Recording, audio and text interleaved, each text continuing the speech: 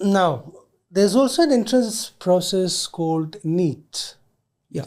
Now, in comparison with PLAB and NEET, and what is the other one, MRCP?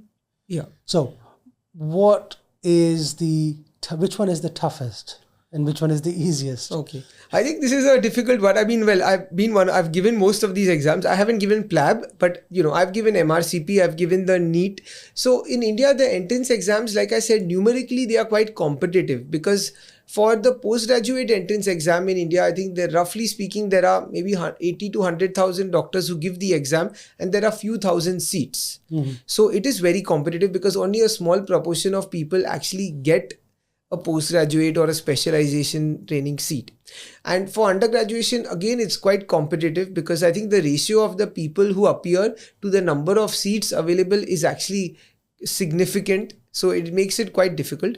In England also, it is very competitive, but I think it's not based on an entrance exam. The entrance to MBBS is based on their score, in the university results. It is based on work experience, interview performance, university results. I think their way of assessing it is a little bit more diverse rather than looking at one entrance exam result. So it's a different way of measuring it. Okay. And people try to always get their work experience done. They try to get different experiences, research projects, different educational backgrounds to, add different things to their CV to get in. So now, for somebody who's preparing for these exams, any one of these exams, what would your advice be? What kind of mindset, how should they approach these exams to give themselves the best chance?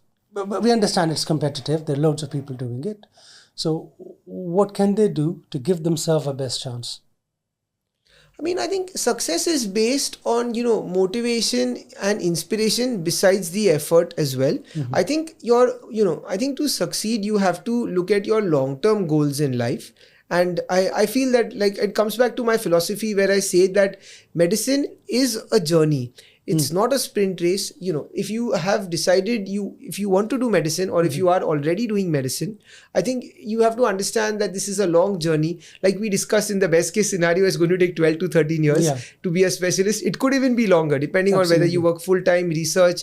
And, even if you don't get the specialty of your choice or the location of your choice in the first go, it adds some time, but it's not the end of the world. You can try again. You can try again. You can see if you match into a specialty or place of your choice. So I think it is about thinking things through philosophically, that understanding that it requires patience. It requires you to be a positive, empathetic, caring person. And of course, you require, technical skills. And I'm sure you're going to acquire that in the course of your training. But let's not forget that one has to have that understanding that, medicine is a journey. It's not a sprint race. And I think you should not compare to your colleagues or your school friends or your college peers who are studying different aspects of life. Because obviously it's good.